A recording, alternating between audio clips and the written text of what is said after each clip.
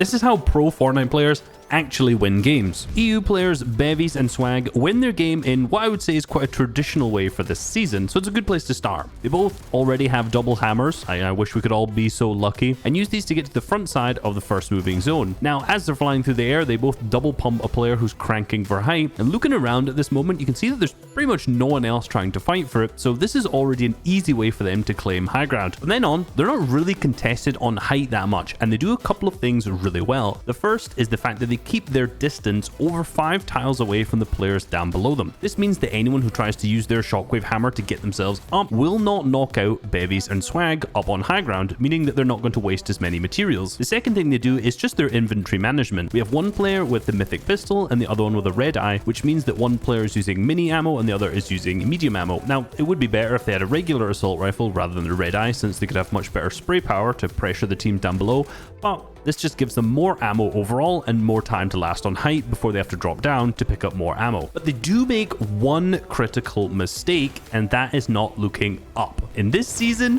what do you know? Malabuka's up in the sky using the balloon strap, and he actually ends up dropping down on top of their head. Now, Malabuka whiffs a couple shots and gets picked up relatively easily, but this could have been really bad for Bevvys and Swag on high ground. So always remember, look up. The actual win moment in this game is relatively not that interesting because it's against Cammy and Seti, who have no HP and also no materials, so they just play their angle safely and pick up both elims and win the game from there on out. But of course, this win was won much earlier when they actually played a really good role in maintaining height and letting the teams fight down below. Now let's take an example of when that goes pretty poorly. OCE winners Danath and Worthy ended up building over a lot of other players. So if we notice in the 5th zone right here, they're boxed over another team, and that means that when that team down below hammers, it's going to knock them out, which means then they have to waste a little bit more materials. So what they should have done is moved on out one box to the side to ensure they didn't get dropped down. From then on out, they do the exact same strategy where they'll double hammer, get to the front side of the zone, and then crank up because, I mean, no one's claiming high ground at this moment. Now again,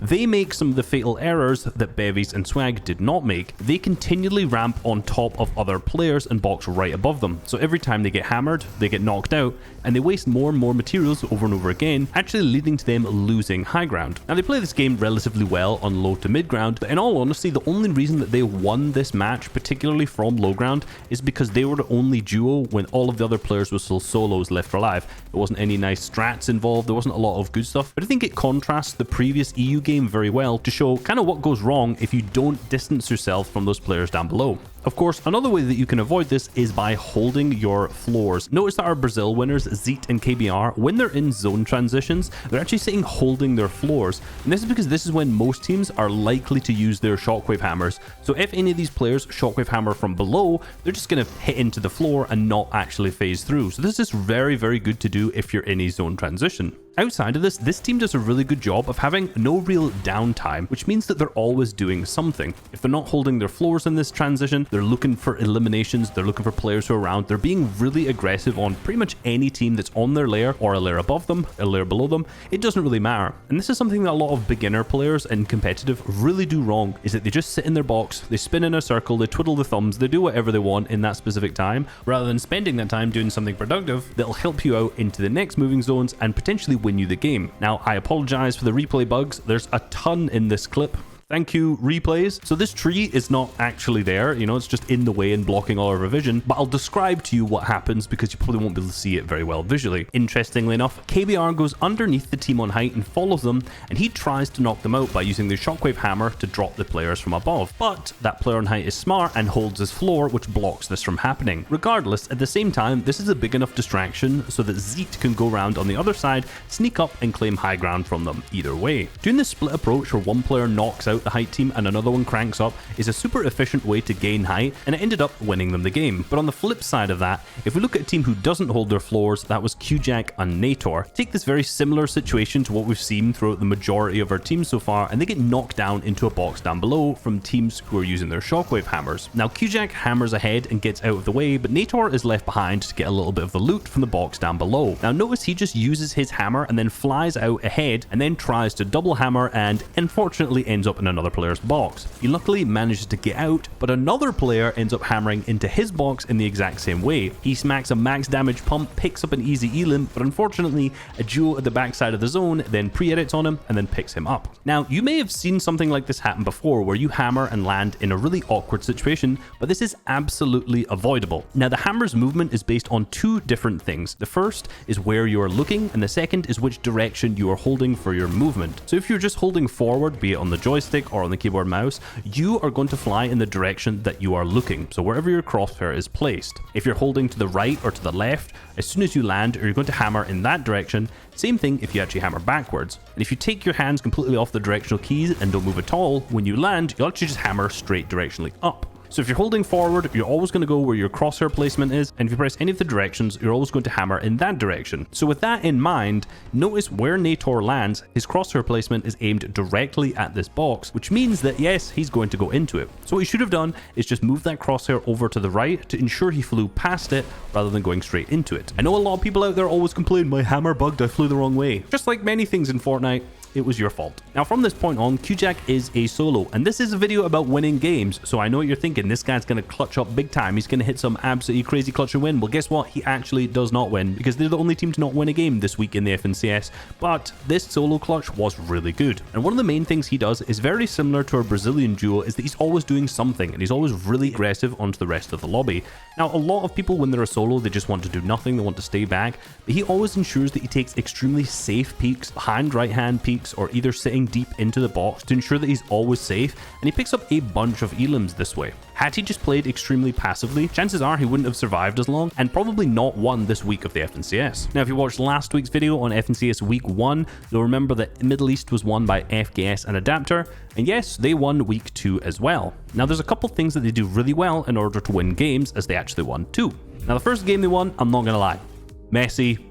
I don't want to say there's not much you can learn from there, but there's a lot of mess. So we're going to look at the second game instead. A common trend between a lot of the teams who won games was the fact that they're always single hammering when possible. So if one person only has the hammer, they always set up on the top of the ramp so that when they hit the right click, they fire their teammate as well. Super basic tip, but when you combine this later on with the chug splashes that they have in their inventory, you get some really cool strategies. So usually on the later zones, it's a bit risky to use your hammer because you're going to fly ahead of the zone and land deep in there, take a bunch of damage. But if you have a lot of chug splashes in your inventory from getting some refreshes earlier on in the game or just from looting around, you can actually use this as a way to claim the front of low ground and then tarp forward. In particular, because there's a lot of teams who don't predict you doing this, which will allow you to cut them off and get some pretty easy eliminations. In this particular game, Adapter goes down, leaving FKS in a 1v1v1 situation. Now he manages to clean up another elim, which gives him the refreshes on the materials, so he knows he has plenty.